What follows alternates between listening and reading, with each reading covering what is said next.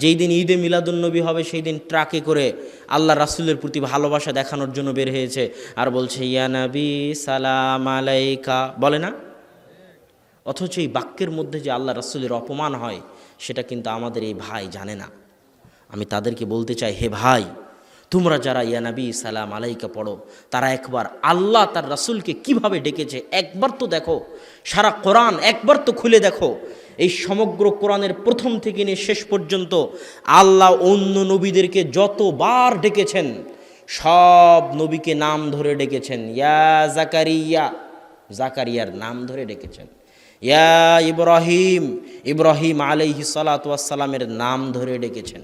কিন্তু যখন আমাদের নবী মুহাম্মদ সাল্লাল্লাহু আলাইহি ওয়াসাল্লামকে ডেকেছেন তখন বলছেন ইয়া আইয়ুহান নবী কুল্লি আজওয়াজিক। আইয়ুহান নবী, আপনারা তাশাহুদে পড়েন না আইয়ুহান নবী? না তাশাহুদে ইয়া নবী আছে? তাশাহুদে কি আছে? আইয়ুহান নবী আছে। তাহলে ইয়া নবী আর আইয়ুহান নবীর মধ্যে পার্থক্য কি? আমি আপনাকে বললাম এ আব্দুল্লাহ, এ আহমদ, এই ডাকের মধ্যে কোনো সম্মান আছে? কোনো সম্মান নাই। আপনি প্রধানমন্ত্রীকে ডাকতেছেন মাননীয় প্রধানমন্ত্রী, মহামান্য বিচারপতি, সম্মানিত জনাব অমুক অমুক, ডাকেন না? তো আল্লাহ সুবহানাহু ওয়া তাআলা যখন তার নবীকে ডাকতেছে তখন বলতেছে ইয়া আইয়ুহান নবী, হে মাননীয় নবী, হে সম্মানিত নবী, হে মহামান্য নবী, হে সম্মানিত নবী মুহাম্মদ সাল্লাল্লাহু আলাইহি ওয়াসাল্লাম। নামটাও আল্লাহ নেননি, জাস্ট হে সম্মানিত, হে মহামান্য নবী বলে ডেকেছেন। আর সেই জায়গায় তারা বলছে ইয়া নবী মানে এই মোহাম্মদ, ইয়া নবী মানে এই মোহাম্মদ, নাউজুবিল্লাহ। আর তারা বলতেছে তারা নাকি আল্লাহ রাসূলের আশিক। হে ভাই, আপনি একবার চিন্তা করুন যে আপনি আল্লাহ রাসূলের আশিকির নামে আল্লাহ রাসূলকে অপমান করতেছেন। সম্মানিত উপস্থিতি, তাহলে ঈদে মিলাদুন্নবী একটা অনুষ্ঠান। এই অনুষ্ঠানের মধ্যে যখন আমি দিনকে সীমাবদ্ধ করে দিলাম, ঈদে মিলাদুন্নবী শেষ, ইসলামও শেষ। দাওয়াতকে অনুষ্ঠানের মধ্যে সীমাবদ্ধ করে দেওয়া, তার মানে আপনি পৃথিবীর যে কোনো ধর্মকে যদি ধ্বংস করতে চান তো সেটাকে অনুষ্ঠানের মধ্যে সীমাবদ্ধ করে দিন। যেমন কথার কথা আপনি ভাবতেছেন আমি হিন্দু ধর্মকে ধ্বংস করে দেব, তো হিন্দু ধর্মকে অনুষ্ঠানের মধ্যে সীমাবদ্ধ করে দিন। যেই দিন দুর্গা পূজা হবে সেই দিন হিন্দুরা আসবে, দুর্গা পূজা নাই, হিন্দুরাও নাই। তার মানে হিন্দু ধর্ম কি শেষ? খ্রিস্টান ধর্মকে শেষ করতে চান, খ্রিস্টান ধর্মকে অনুষ্ঠানের মধ্যে সীমাবদ্ধ করে দিন। যেই দিন শুধু বড়দিন হবে, ঈসা আলাইহিস সালাতু ওয়াস সালামের জন্মদিন হবে, সেই দিন মানুষজন গির্জায় আসবে, জন্মদিন শেষ, গির্জাও খালি। কথা মনে হয় বুঝাতে পারলাম না? ঠিক ইসলামকে যদি ধ্বংস করতে চান তো ইসলামকে অনুষ্ঠানের মধ্যে সীমাবদ্ধ করে দিন। কিভাবে? যেই দিন শুধু শবে বরাত হবে সেই দিন মসজিদ ভর্তি, শবে বরাত শেষ, মুসল্লিও নাই। আছে না নাই?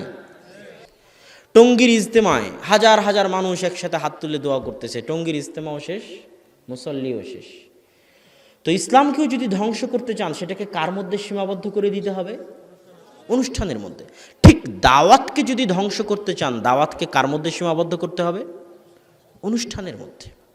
এই যে আজকে এত বড় প্রোগ্রামের আয়োজন, বক্তা আসবে রাজশাহী থেকে, ঢাকা, নারায়ণগঞ্জ, রংপুর থেকে বক্তা আসবে, আশপাশ থেকে মানুষজন আসবে, এত টাকা খরচ, অমুক অমুক মেহমান। এই অনুষ্ঠান যখন শেষ তখন বক্তারও দাওয়াত শেষ, শ্রোতারও দাওয়াত শেষ। কথা মনে হয় বুঝাতে পারলাম না? এই বক্তাই যখন ফিরে যাবে তখন হয়তো তার পাড়া প্রতিবেশী গান বাজাচ্ছে, সে তাকে দাওয়াত দেয় না। তার পাড়া প্রতিবেশী হয়তো সালাত আদায় করে না, তাকে দাওয়াত দেয় না। হতে পারে তার গাড়ির ড্রাইভারই মিথ্যা কথা বলে, তাকে দাওয়াত দেয় না। তার রুমমেট সালাত আদায় করে না, ফজরের সময় উঠে না, তাকে দাওয়াত দেয় না। কথা মনে বুঝাতে পারিনি? আজকে বক্তব্যের দাওয়াতের মাঠ হয়ে গেছে মুভির মতো। মুভি সিনেমা বুঝেন? অবশ্যই বুঝেন। মুভি সিনেমায় দেখবেন টপ 10 লিস্ট, সর্বশীর্ষ স্থানে 10টা মুভি আছে, এতটা দর্শক হয়েছে, এতগুলো সিনেমা হলে এতটা ভিড় হয়েছে, ইউটিউবে এত ভিউ হয়েছে। আজকে দাওয়াত হচ্ছে এর মধ্যে সীমাবদ্ধ হয়ে গেছে। কোন বক্তার বক্তব্যে কত লাখ দর্শক উপস্থিত হলো, কার ইউটিউবের ভিউ কত হলো, কার ফেসবুকের ভিউ কত হলো, এই ফেসবুকের লাইভ আর এই ক্যামেরার ভিডিও আর ইউটিউবের ভিডিও আর উপস্থিত জনগণ কার বক্তব্যে কত উপস্থিতি হলো, এই আনুষ্ঠানিকতার মধ্যে মুভির মতো দাওয়াত কি হয়ে গেছে? সীমাবদ্ধ হয়ে গেছে। আর মুভিতে যেমন নায়ক নায়িকারা অভিনয় করে, বক্তাও তেমন এখানে এসে অভিনয় করে চলে যায়, শ্রোতাও অভিনয় করে চলে যায়। এভাবে দাওয়াত চললে এর দ্বারা সামাজিক মাঠে বিপ্লব কোশ্চিনকালও আসতে পারে না। দাওয়াতকে অনুষ্ঠানের মধ্যে সীমাবদ্ধ করে দেওয়া হয়েছে। দাওয়াত হচ্ছে 24 ঘন্টার বিষয়, সকাল সন্ধ্যার বিষয়। 24 ঘন্টা আপনাকে দাওয়াতি কাজ করতে হবে, শুধু আলেম ওলামাকে নয়, শুধু আলেম ওলামাকে নয়, মাদ্রাসার হুজুরকে নয়, মসজিদের ইমামকে নয়। কুনতুম খায়রা উম্মাতিন উখরিজাত লিন্নাস তা'মুরুনা বিল মা'রুফ ওয়া তানহাউনা আনিল মুনকার। তোমরা হচ্ছে সর্বশ্রেষ্ঠ জাতি। কোন জাতি? মুসলিম জাতি। তোমরা সর্বশ্রেষ্ঠ জাতি, তোমাদের কাজই হচ্ছে মানুষকে সৎ কাজের আদেশ দাও এবং অসৎ কাজ থেকে নিষেধ করো। এটা কাদের কাজ বলেন তো? জোরে বলেন, কাদের কাজ? মুসলমানের কাজ, মানে আপনারও কাজ। দাওয়াত দেওয়া কার কাজ? আপনারও কাজ। সকাল সন্ধ্যা আপনাকে দাওয়াতি কাজ করতে হবে। আপনার বাড়িতে, আপনার ঘরে, আপনার অফিসে, আপনার আদালতে, সর্বত্র আপনাকে দাওয়াতি কাজ করে যেতে হবে। যদি আপনি দাওয়াতি কাজ না করেন সর্বত্র, বরং দাওয়াতকে অনুষ্ঠানের মধ্যে সীমাবদ্ধ করে দেন, তাহলে কয়েকটা জিনিস থেকে আপনি বঞ্চিত হবেন। এক, দোয়া করলে আপনার দোয়া আল্লাহর দরবারে কবুল হবে না। দুই, আল্লাহ সুবহানাহু ওয়া তাআলা যদি গজব পাঠান, তাহলে সেই গজব থেকে আপনি বাঁচতে পারবেন না। যে এলাকায় আপনি বসবাস করেন, ওই এলাকায় যদি আপনি দাওয়াতি কাজ না করেন, তাহলে ওই এলাকায় গজব আসলে ওই গজব আপনার উপরও আসবে। একটু আপনাকে বুঝাই, এই যে আজকে যারা এখানে উপস্থিত হয়েছেন আপনারা, তাদের সবাই আব্দুর রাজ্জাক বিন ইউসুফ, আব্দুল্লাহ বিন আব্দুর রাজ্জাক, তাদেরকে চিনেই উপস্থিত হয়েছেন। মানে আপনি মোটামুটি দিন ধর্ম বুঝেন, দিন ধর্ম মানেন, মোটামুটি সালাত আদায় করেন, 5 ওয়াক্ত না করলেও জুমার মসজিদে যান, তাই তো এখানে উপস্থিত হয়েছেন নাকি? কিন্তু ওই যে ভাই বিপিএলের জুয়া নিয়ে ব্যস্ত আছে, সে চিনেই না আব্দুর রাজ্জাক বিন ইউসুফকে। গানের আড্ডায় ব্যস্ত আছে, যাত্রার মঞ্চে ব্যস্ত আছে, তাকে কে দাওয়াত দিবে? সে তো এখানে আসবেই না। কথা মনে বুঝাতে পারিনি। তাকে কে দাওয়াত দিবে? তাকে আমাকে এবং আপনাকে গিয়ে দাওয়াত দিতে হবে। এটা আমার এবং আপনার কাজ। দাওয়াতকে যদি আমরা এই অনুষ্ঠানের শিকল থেকে ছিন্ন করতে না পারি, এই অনুষ্ঠানের জেল থেকে মুক্ত করতে না পারি, তাহলে দাওয়াতি মাঠে বিপ্লব আনা সম্ভব নয়। অতএব দ্বিতীয় কারণ দাওয়াত আটকে যাওয়ার, দাওয়াতকে অনুষ্ঠানের মধ্যে সীমাবদ্ধ করে দেওয়া। আল্লাহ সুবহানাহু ওয়া তাআলা আমাদের তৌফিক দিক, আমরা যেন দাওয়াতকে অনুষ্ঠানের বন্দি থেকে মুক্ত করে সর্বত্র সার্বিক জীবনে সকাল সন্ধ্যা দাওয়াতি কাজ করি। আল্লাহ আমাদের সেই তৌফিক দিক, আল্লাহুম্মা আমিন। যত বৃদ্ধ মানুষ আছেন, আপনারা যারা সকালে ফজরের সালাতে উঠেন, আপনার পাড়া প্রতিবেশীকে কি ফজরের সালাতে ডাকেন? আপনার ছেলে মেয়েদের কি ফজরের সালাতে ডাকেন? এটা আপনার দায়িত্ব। আমি আমার নানাকে দেখেছি, কেউ উঠুক আর না উঠুক, আমার নানা কোনো দিন ফজরের সালাতে একাই কাউকে বিনা ডেকে মসজিদে যায়নি, ডাকতে ডাকতে মসজিদে যেতেন। এটা আপনার দায়িত্ব। এই দায়িত্বের জন্য কিয়ামতের মাঠে আপনাকে জবাবদিহি করতে হবে। স্বয়ং আল্লাহ সুবহানাহু ওয়া তাআলা পবিত্র কোরআনে স্পষ্টভাবে বলে দিয়েছে। আপনাদেরকে একটা আয়াত পড়ে শোনাই, সূরা আরাফের 164 নম্বর আয়াত। আল্লাহ বলছেন, ওয়াইদ ক্বালাত উম্মাতুম মিনহুম লিমা তাঈদুনা কওমান আল্লাহু মুহলিকুহুম আও মুআযযিবুহুম। যারা দাওয়াত দেয় তাদেরকে যখন কেউ বলে, আরে তোমার এত কষ্ট করে দাওয়াত দেওয়ার কি দরকার? আল্লাহ চাইলে তাদেরকে হেদায়েত দিবে, না চাইলে তাদেরকে ধ্বংস করে দেবে, এটা আল্লাহর ব্যাপার। তুমি এত কষ্ট করে কেন তাদেরকে দাওয়াত দিতে যাচ্ছ? তখন উত্তরে আল্লাহ সুবহানাহু ওয়া তাআলা বলতেছেন, ক্বালু, তারা বলে, মা'যিরাতান ইলা রাব্বিকুম, আল্লাহর সামনে ওজর পেশ করার জন্য। কিসের জন্য? আল্লাহর সামনে ওজর পেশ করার জন্য। কি ওজর? আল্লাহ আপনাকে জিজ্ঞেস করবে যে আপনার পড়োশী সালাত আদায় করেনি, আপনি কি তাকে দাওয়াত দিয়েছিলেন? তখন আপনি ওজর পেশ করতে পারবেন, হ্যাঁ আল্লাহ দাওয়াত দিয়েছিলাম, কিন্তু তিনি দাওয়াত গ্রহণ করেনি। এই আপনার নিজে বাঁচার জন্য হলেও আপনাকে দাওয়াতি কাজ করতে হবে। উপস্থিত যত মুসল্লি আছেন, যত দিনী ভাই আছে, যত যুবক আছে, নিজে বাঁচার জন্য হলেও, আল্লাহর দরবারে নিজের জিম্মেদারি স্পষ্ট করার জন্য হলেও আপনাকে 24 ঘন্টা দাওয়াতি কাজ করতে হবে। দাওয়াতকে অনুষ্ঠানের মধ্যে সীমাবদ্ধ করা যাবে না। দাওয়াত বন্ধ হয়ে যাওয়ার তৃতীয় কারণ, দাওয়াত বন্ধ হয়ে যাওয়ার তৃতীয় কারণ হচ্ছে দলীয় এবং সাংগঠনিক গোড়ামি। কিসের গোড়ামি? দলীয় ও সাংগঠনিক গোড়ামি। এটা আপনাকে বুঝাতে একটু সময় লাগবে, যদিও আলোচনা অনেক গভীর রাতে শুরু করেছি। আপনার ধৈর্য হারিয়ে যাবে, আপনি শুনতে চাইবেন না, চলে যেতে চাইবেন, এটাই ঠিক। তবুও আলোচনা শেষ করারই আমার ইচ্ছা আছে। আল্লাহ সুবহানাহু ওয়া তাআলা সেই তৌফিক দান করুক, আল্লাহুম্মা আমিন। দলীয় সাংগঠনিক গোড়ামির আগে আপনাকে বুঝতে হবে জামাতবদ্ধ জীবনযাপন মানে কি। যে কোনো দল, যে কোনো সংগঠনকে দেখবেন তারা বলবে যে জামাতবদ্ধ জীবনযাপন করা জরুরি। বই থাকবে জামাতবদ্ধ জীবনযাপনের উপরে, সেটা জামাত ইসলাম হোক, তাবলিগ জামাত হোক, এবং সেই বইগুলোতে একটা হাদিস অবশ্যই পাবেন। সেই হাদিসটা হচ্ছে রাসূল সাল্লাল্লাহু আলাইহি ওয়াসাল্লাম বলেছেন, আমুরুকুম বিখামসিন, আমি তোমাদেরকে 5টি জিনিসের নির্দেশ দিচ্ছি। তার মধ্যে 1 নম্বর জিনিস হচ্ছে বিল জামাআহ, তোমরা জামাতবদ্ধ জীবন যাপন করিও। তারপরে কি বলছেন আল্লাহ রাসূল, জেনে রাখো ফা ইন্নাহু মান খারাজা মিনাল জামাআহ কিদা শিবরিন, কেউ যদি জামাত থেকে 1 বিঘত পরিমাণ বের হয়ে যায়, কেউ যদি জামাত থেকে 1 বিঘত পরিমাণ বের হয়ে যায়, তাহলে ফাকাদ খালা রিবকাতাল ইসলামি মিন উনুকি, তাহলে তার কাঁধ থেকে ইসলাম খুলে পড়ে গেল।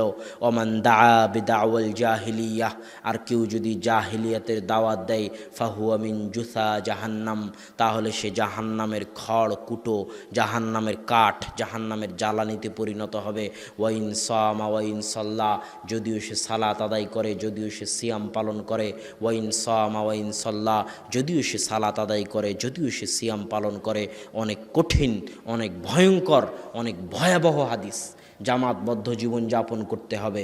কেউ যদি জামাত থেকে 1 বিঘত বের হয়ে যায়, তাহলে সে কি থেকে বের হয়ে গেল? কথা বলতেছেন না যে কি থেকে বের হয়ে গেল? ইসলাম থেকে বের হয়ে গেল। তাবলিগ জামাতের বইয়ে দেখবেন একই হাদিস আছে, যারা আগে ইজতেমা শেষ করলো তারা হচ্ছে সাদ কান্ধলবির বিরোধী গ্রুপ, আর যারা পরে ইজতেমা করবে তারা সাদ কান্ধলবি গ্রুপ। ওই সাদ কান্ধলবি গ্রুপের বইয়ে দেখবেন এই হাদিস আছে যে জামাতবদ্ধ থাকতে হবে, সাদ কান্ধলবি হচ্ছেন আমির, তার অনুগত্য করে থাকতে হবে, দলিল এই হাদিস। এখন আজ আমি তাবলিগ জামাত করি, কালকে তাবলিগ জামাত থেকে বের হয়ে গেলাম, তাহলে কি আমি ইসলাম থেকে বের হয়ে গেলাম? আর একটা হাদিস শুনেন, রাসূল সাল্লাল্লাহু আলাইহি ওয়াসাল্লাম বলতেছেন, লা ইয়াহিল্লু দামু মরিইন মুসলিমিন ইল্লা সালাসা, মুসলমানের রক্ত হারাম, মুসলমানের ধন সম্পদ হারাম, মুসলমানের মান সম্মান হারাম। মুসলমানের রক্ত হারাম মানে আপনি মুসলমানকে মারতে পাবেন না, আপনি মুসলমানকে হত্যা করতে পাবেন না। মুসলমানের ধন সম্পদ হারাম মানে আপনি মুসলমানের টাকা পয়সা চুরি করতে পারবেন না, ডাকাতি করতে পারবেন না। মুসলমানের মান সম্মান হারাম মানে আপনি মুসলমানের গীবত করে, তহমত, অপবাদ দিয়ে তার মানহানি করতে পারবেন না। কেমন হারাম? রাসূল সাল্লাল্লাহু আলাইহি ওয়াসাল্লাম বলছেন, আইয়ু শাহরিন হাদা, এটা কোন মাস? তো দিলহাজ। আইয়ু বালাদিন হাদা, কোন শহর? তো বলে এটা মক্কা শহর। তো বলে জেনে রাখো হে সাহাবীরা, আলা দিমাউকুম ওয়া আমওয়ালুকুম ওয়া আরাদুকুম, তোমাদের রক্ত, তোমাদের ধন সম্পদ, তোমাদের মান সম্মান এমনই হারাম যেমন এই মক্কা শহর হারাম, যেমন এই দিলহাজ মাস হারাম, তথা কাবা ঘরের যেমন দাম, একজন মুসলমানের রক্ত, ধন সম্পদ ও ইজ্জতের তেমন দাম। শুধু তাই নয়, যদি আপনি কাবাঘর ভেঙে ফেলেন, আপনি নিজে কল্পনা করেন যে আপনি কাবাঘর ভেঙে দিচ্ছেন, যদি আপনি কাবাঘর ভেঙে ফেলেন, তাহলে আপনার দৃষ্টিতে কাবাঘর ভেঙে ফেলার গুনাহ যত বড় হবে, আল্লাহ সুবহানাহু ওয়া তাআলার দৃষ্টিতে একজন মুসলমানকে হত্যা করার গুনাহ তার চেয়ে বড়। স্বয়ং রাসূল সাল্লাল্লাহু আলাইহি ওয়াসাল্লাম স্পষ্ট বলে দিয়েছেন, লা হাদামুল কাবাহ আহওয়ানু ইনদাল্লাহ, আল্লাহ সুবহানাহু ওয়া তাআলার নিকটে কাবা ঘর ধ্বংস হয়ে যাওয়া মুসলমানের রক্তের চাইতে কম মূল্যের। মুসলমানের রক্তের এত মূল্য, লাউ ইশতারাকু আহলুল আরদি ওয়া আহলুস সামা, আসমান এবং জমিনের সকল অধিবাসী, আসমানে যত ফেরেশতা আছে, জমিনে যত মানুষ আছে, জমিনে যত জিন আছে, সবাই যদি একত্রিত হয়ে একজন মানুষকে হত্যা করে, গণপিটুনি নাম শুনেছেন?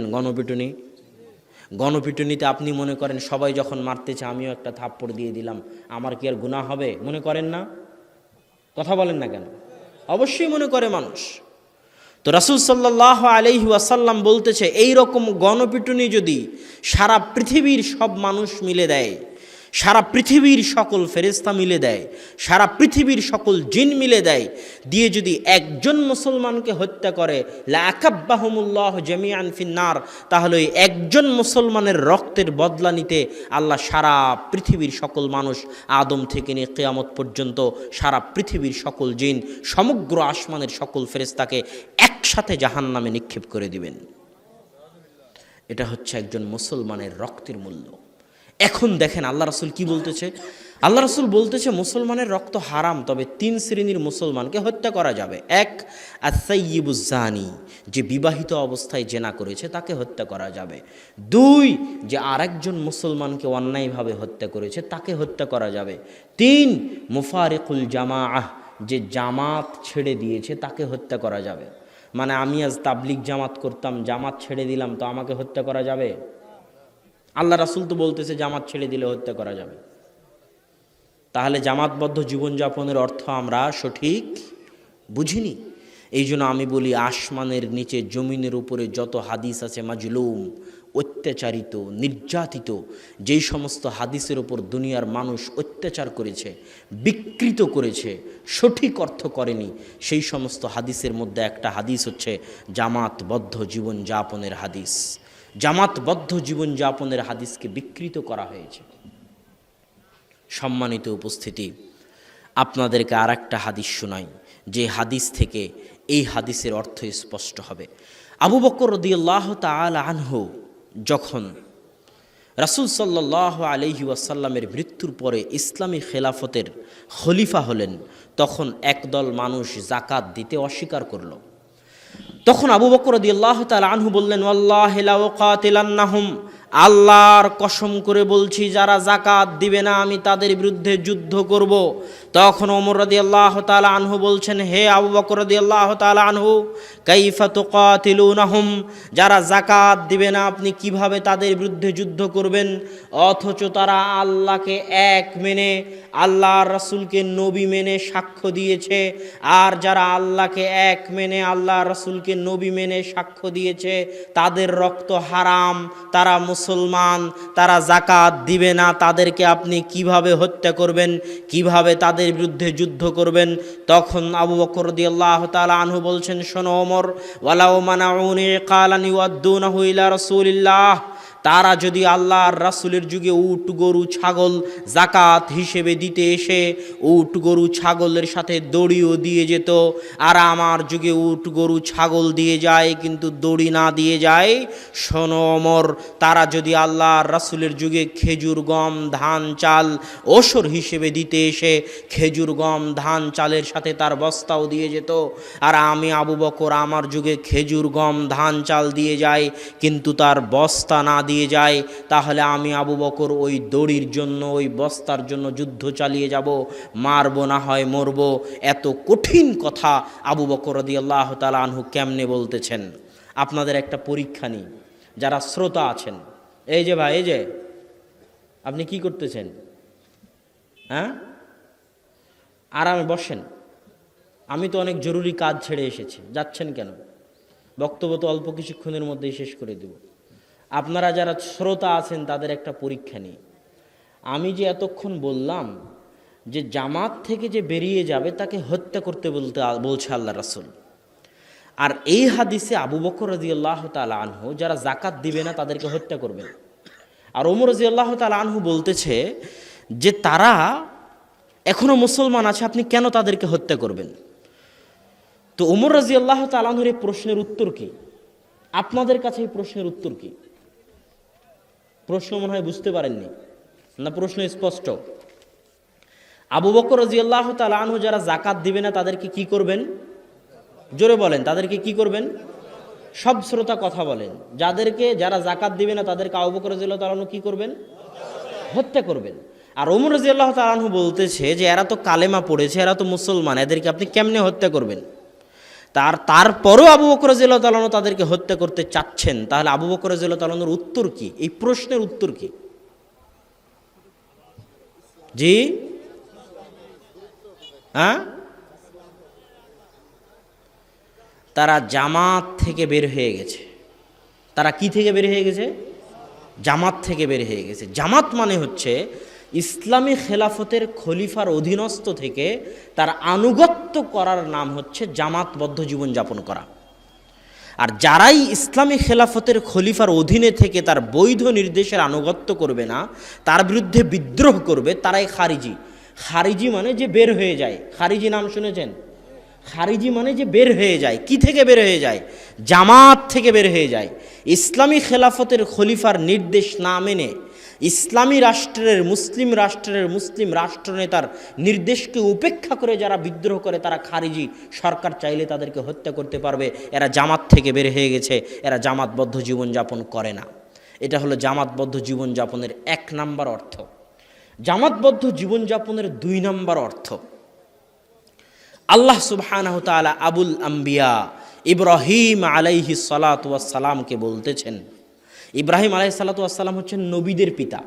নবীদের পিতা মানে ইব্রাহিম আলাইহিস সালাতু ওয়াস সালামের পর থেকে নিয়ে মুহাম্মদ সাল্লাল্লাহু আলাইহি ওয়াসাল্লাম পর্যন্ত যত নবী এসেছে তারা কার বংশে? ইব্রাহিম আলাইহিস সালাতু ওয়াস সালামের বংশে। আমাদের নবীও কার বংশে? ইব্রাহিম আলাইহিস সালামের কোন ছেলের বংশে? ইসমাঈল আলাইহিস সালাতু ওয়াস সালামের বংশে।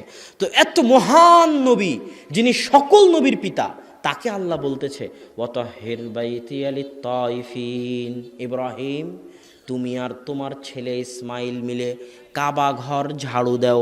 মানুষ কাবা ঘরে তাওয়াফ করতে এসে মানুষের পা থেকে যে ময়লা পড়ে যায়, মানুষের নাক থেকে যে ময়লা পড়ে যায়, মানুষের শরীর থেকে যে ময়লা পড়ে যায়, ইব্রাহিম তুমি আর তোমার ছেলে মিলে মানুষের ফেলে যাওয়া সেই ময়লা ঝাড়ু দিবা, মানুষের ফেলে যাওয়া সেই ময়লা পরিষ্কার করবা, কাবা ঘরের মেঝে তুমি মুছবা, কাবা ঘরের মেঝে তুমি ঝাড়ু দিবা।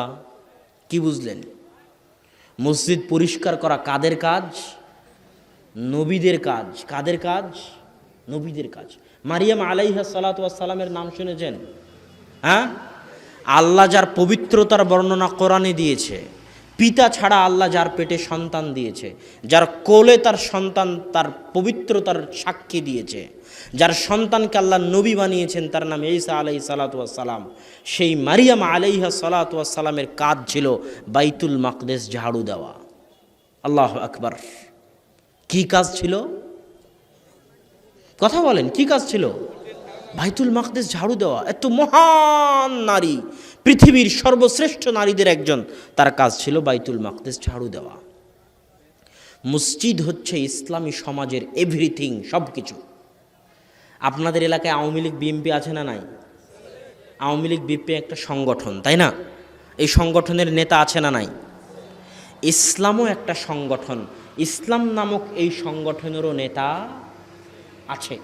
ইসলাম নামক সংগঠনের নেতাকে মুহাম্মদ সাল্লাল্লাহু আলাইহি ওয়াসাল্লাম। আওয়ামী লীগ বিএনপি করতে হলে চাঁদা দিতে হয় না, হয় না? কথা বলেন, চাঁদা দেন না দেন না? চাঁদা দিতে হয় না? যত সংগঠন আছে সব সংগঠনে চাঁদা দিতে হয়। ইসলাম নামক সংগঠনের সদস্য থাকতে হলেও কি দিতে হবে?